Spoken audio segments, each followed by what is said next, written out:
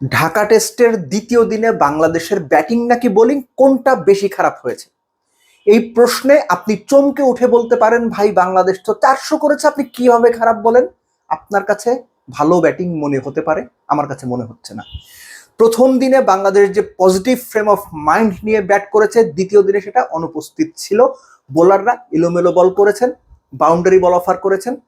সহজ কথায় প্রতিপক্ষকে কোনো রকম প্রেশার দিতে পারেননি। প্রথমে ব্যাটিং এর কথা দিয়ে শুরু করি। মুশফিকুর রহিম জন্মদিনে সেঞ্চুরিয়ানকে এক্সপেক্ট করেছেন, আমিও এক্সপেক্ট করেছি, কিন্তু যে ব্যাটিং এর ধরন তিনি দেখিয়েছেন সেটা আমার কাছে দৃষ্টিকটু মনে হয়েছে।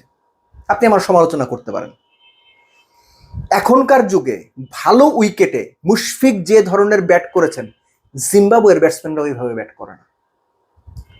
তিনি অন্তত 50টা হওয়ার পরেও আরেকটু বেশি স্ট্রাইক রোটেটে মনোযোগী হওয়া, আরো একটু বেশি বাউন্ডারি বের করার জন্য প্রোঅ্যাক্টিভ হওয়া, অন্তত 65-70 স্ট্রাইক রেটে রান রেটটা, নিজের ব্যাটিং স্ট্রাইক রেটটা নিয়ে যাওয়া মুশফিকের জন্য খুব জরুরি ছিল। আমি জিম্বাবুয়ের কথা এই জন্য বললাম, এই ধরনের ব্যাটিং উইকেটে মুশফিক যে জায়গাতে ব্যাট করেন, Australia, England, south Africa, Bharat, নিউজিল্যান্ডের কোনো ব্যাটসম্যান এই উইকেটে এইভাবে ব্যাট করতো না। এত বেশি শেলের ভেতরে ঢুকে গিয়ে এখনকার যুগে ভালো ব্যাটিং উইকেটে কেউ ব্যাটিং করে না।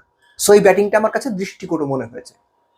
লিটন দাস ঠিক যে ধরনের বলে, যতখানি অফ স্ট্যাম্পের বাইরের বলে একবার স্লিপে লাইফ পেয়েছিলেন, ঠিক ওই ধরনের বলেই তিনি কি কারণে মিড অনে খেলতে গেলেন, এটার কোনো ব্যাখ্যা আমার কাছে নাই, লিটনের কাছে থাকলে থাকতে পারে। এগুলো হচ্ছে টেস্ট ক্রিকেটের প্রতি এক ধরনের তামাশা। আপনাদের মনে থাকার কথা, পার্টিকুলার একটা ম্যাচে লিটন দাস প্রথম বলে শেষ বিকেলে ডাউন দ্য উইকেট এসে আকাশে মেরে ক্যাচ তুলে দিয়ে আউট হয়েছিলেন। সো এই যে দায়িত্বটা অবহেলা করা, কিংবা টেস্ট ক্রিকেটটা যেভাবে খেলা উচিত সেভাবে না খেলতে পারা, বা সেই খেলার প্রতি ওই ধরনের মনোযোগ না থাকা, অন্তত লিটনের কাছ থেকে এটা দেখতে ভালো লাগে না। তানজিদ তামিম এই কাজটা করতেন, তাইজুল এই কাজটা করতেন, ওকে, লিটন এটা কিভাবে করেন? 10-11 বছর ইন্টারন্যাশনাল ক্রিকেট খেলেও যদি এগুলো আপনাদের আয়ত্তে না আসে, সেটা আসলে বাংলাদেশ ক্রিকেটের দর্শকদের বা আমাদের জন্য দুঃখজনক। আপনারা যেটা করছেন একদম ঠিক করছেন, আপনারাই ঠিক, আমরা ভুল। মেহেদী হাসান মিরাজ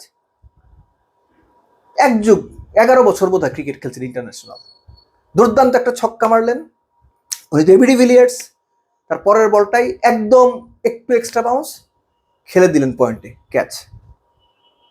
মিরাজ যা করেছেন ঠিক করেছেন। আমরা যে এগুলো পছন্দ করি না, এটা আমাদের ভুল, আমাদের অপরাধ। মিরাজ লিটনরা ঠিক করেছেন, যা করছেন ঠিক করছেন।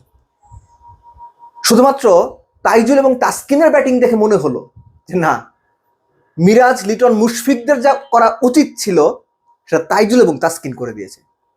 তাও 400 পর্যন্ত গিয়েছেন, 413 করেছেন, খুব ভালো।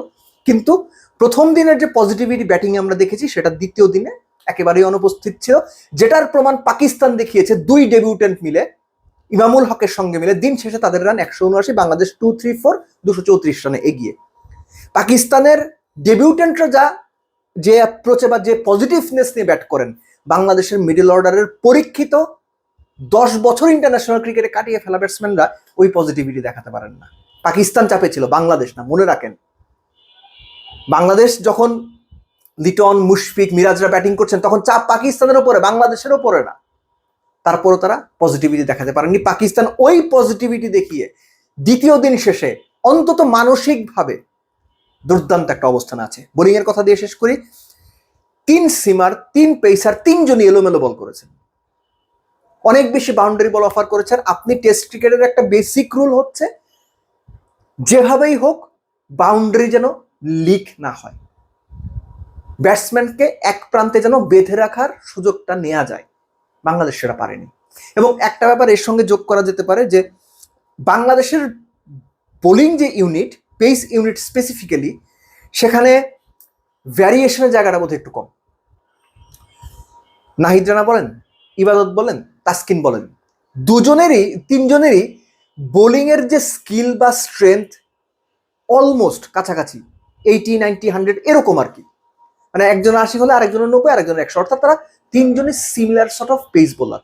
সো এখানে একটা ভ্যারিয়েশন রাখা যেত কিনা, এটা নিয়ে বোধহয় আলোচনা করার অবকাশ আছে। এবং আমি পার্সোনালি ফিল করি, একটা এক্সট্রা অপশন হিসাবে একটু ডিফারেন্ট সর্ট অফ কোনো বোলারকে যদি নেওয়া হতো ভালো হতো। 3 জনে মিলে যেটা করেছেন সেটা দেখতে ভালো লাগেনি। যে প্রত্যাশা আমরা তাদের কাছ থেকে করি, যে ধরনের পারফরমেন্স বিগত সময়গুলোতে তারা ইন্ডিভিজুয়ালি দেখিয়েছেন, তার ছিটে ফোটাও এই ম্যাচের প্রথম ইনিংসে অন্তত আমরা দেখতে পারিনি।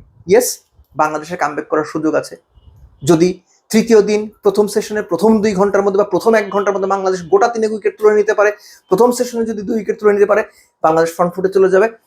উল্টো হলে যে নেগেটিভ মাইন্ড সেট আপ নিয়ে মুশফিক ব্যাট করেছেন, যে দায়িত্বহীনতার পরিচয় মিরাজ এবং লিটনরা দিয়েছেন, যদি উল্টো হয়, পাকিস্তান যদি নির্বিঘ্নে প্রথম ঘন্টা প্রথম সেশন কাটিয়ে দিতে পারে, প্রথম সেশন শেষে যদি বাংলাদেশ পাকিস্তানের বোর্ডে 250 মতো রান হয়ে যায় ওই 1 বা 2 উইকেটে, বাংলাদেশ উল্টো চাপে পড়তে যাচ্ছে।